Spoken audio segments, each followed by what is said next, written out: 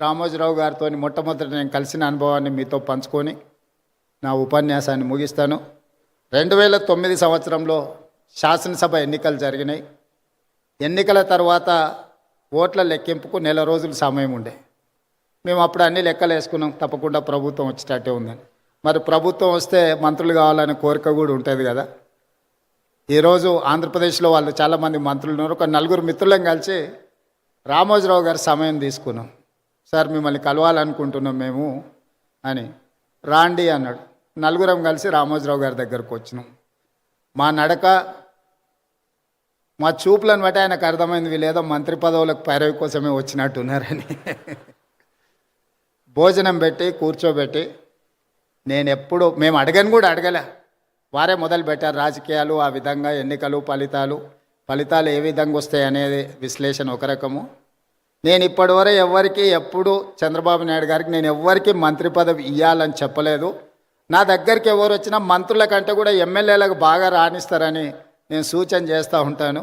మీ నలుగురికి కూడా అదే సూచన అని వారు మాకు అంటే మా మనసులో ఉన్న మాటను గుర్తించి, అంతకుముందు బయట చాలామంది మంత్రివర్గం అంతా చంద్రబాబు నాయుడు గారు, రామోజీరావు గారు చిట్టి పంపిస్తారు, చంద్రబాబు నాయుడు సార్ మంత్రివర్గాన్ని ఏర్పాటు చేస్తాడని బయట చర్చ జరుగుతుండేది.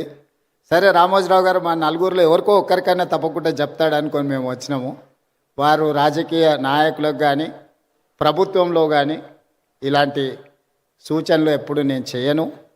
మీరు కష్టపడి పని చేయండి, మీరు మంచి చేస్తే తప్పకుండా నా పత్రికలో స్థానం ఉంటుంది, మీరు చెడు చేస్తే మాత్రం మొదటి పేజీలో స్థానం ఉంటుంది, మీరు ఏది కావాలనో కోరుకోండి అని చెప్పి మంచి భోజనం పెట్టి, రామోజీరావు గారు మంచి హోస్ట్.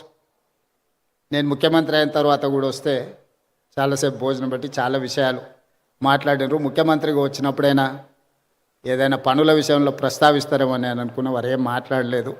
వారు చెప్పిండ్రు ఇది నా బాధ్యత, ఎందుకు సార్ రెస్ట్ తీసుకోవచ్చు కదంటే, నిత్యం నాకు ఈ పనిలోనే ఒక సంతృప్తి ఉంటుంది, ప్రతి పేజు నేను చదువుతాను. అక్కడక్కడ వారు స్పెల్లింగ్ కరెక్షన్స్ ఉంటే కూడా పత్రికలో వచ్చిన ఆ డేటా అంటే మ్యాటర్ని కూడా వారు రౌండప్ చేసి పెట్టి, అందులో ఏం తప్పులు ఉన్నాయో కూడా మార్క్ చేసి పెట్టి వారి టేబుల్ మీద కనిపించింది. అంత నిబద్ధతతోని వారు పనిచేసిండ్రు కాబట్టే ఇంత గొప్ప సంస్థను నిర్మించగలిగినరు. రామోజీ అనేది ఒక పేరు కాదు, ఒక బ్రాండ్.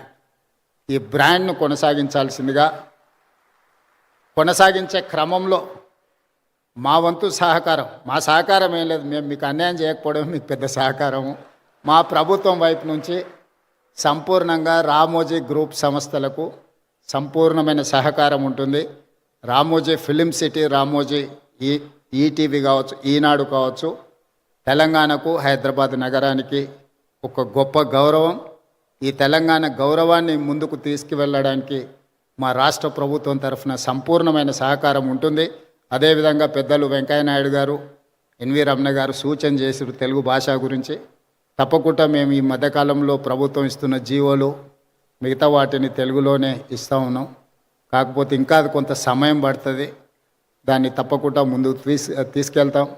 రాధాకృష్ణ గారు ఇక్కడ గవర్నర్గా 3.5 నెలలు వారి బాధ్యతలు నిర్వహించి సంపూర్ణమైన సహకారాన్ని తెలంగాణ రాష్ట్రానికి అందించారు.